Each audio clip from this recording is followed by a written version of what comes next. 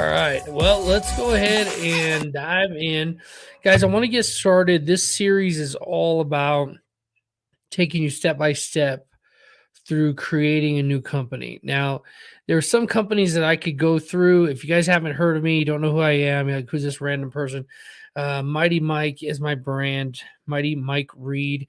I started the first Process Server podcast that I know of. I know there's a few different people who've done a few different episodes, but I had the longest running, most views. It's still, I haven't created another interview for quite a while for Process Server Daily, and it continues to get thousands and thousands of downloads all the time on iTunes and Stitcher Radio.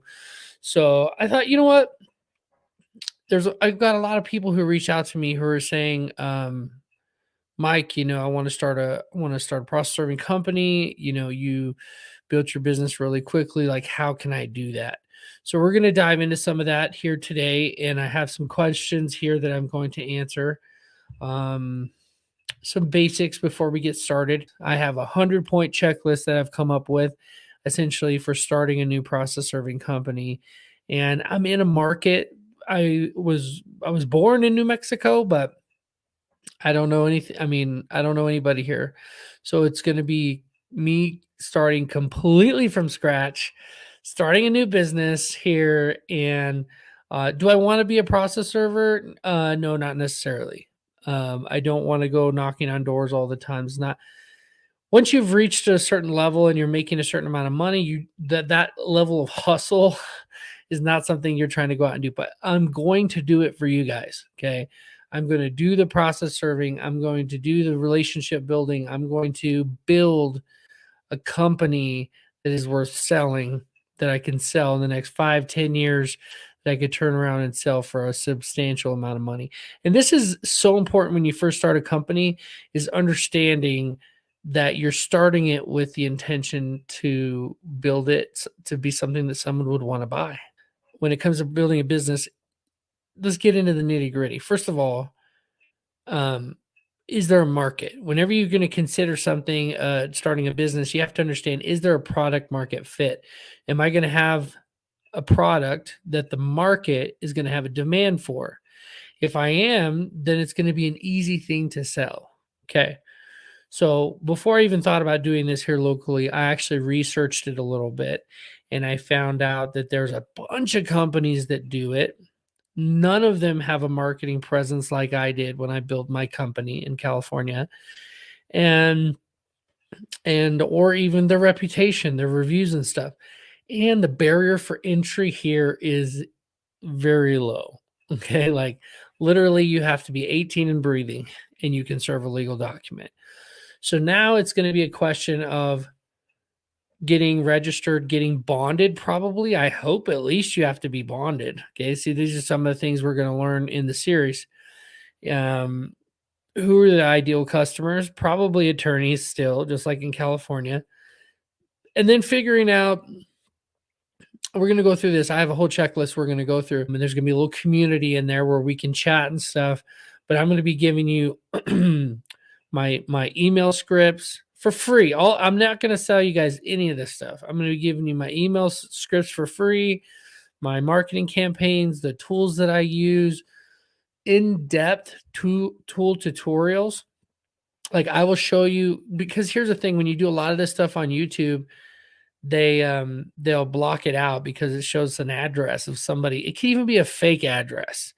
You know what I mean? And some of these platforms where you get a dummy account and it's a fake address, and they'll just kick you out and you're like, what happened? So what I'm doing here is I'm pulling up the competitors that I have. Now, a lot of people, I call them competitors because that's what they are, right? But they're not just competitors. These are people who I'm going to work for. This is what you're going to need to do in your area if you're just getting started.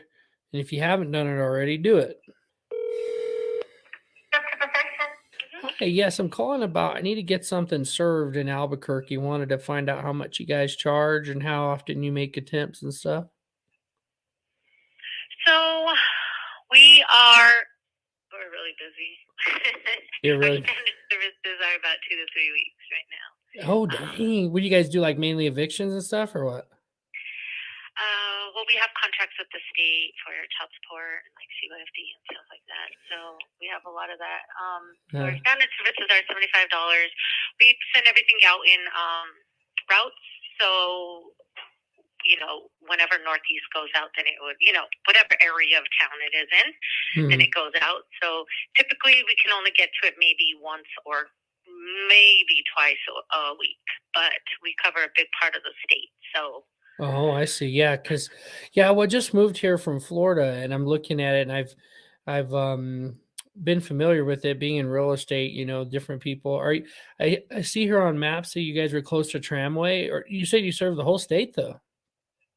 We serve a majority of it. We do cover like Farmington, Belen, Los Lunas, Taos, Vegas, Grand Scallop. So we have a lot of contracts. So we cover a big portion of the state, not the entire state, but yeah. You said you start off at 25. Is that what you said? Our rate? Yeah. Our standard service is 75. 75 standard service. You said about twice a week. Yeah, if we're lucky, but at least once usually.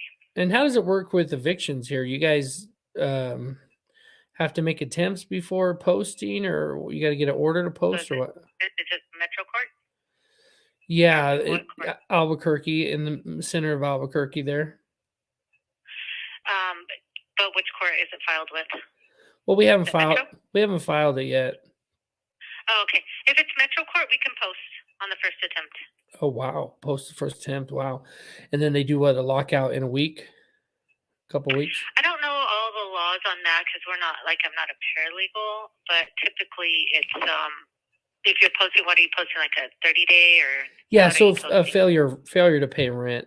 Yeah. Yeah, so usually you do that, then you'll do the, like 30-day notice, and then they do like a 3-day notice. So I don't know the legalities part on that, but if it's Metro Court, we can post. Interesting. And then if it wasn't Metro Court, because I haven't figured that part out yet. If it's not Metro, then we have to serve somebody. Oh yeah, personally. Yeah, somebody. It doesn't have to be, the person, and it doesn't have to be that person, but somebody in the household that's over 16. Well, you've been so helpful. Last question. So I've heard, being in real estate, we invest a lot in Florida and stuff. Do you think it's harder to evict people here, or is it pretty standard?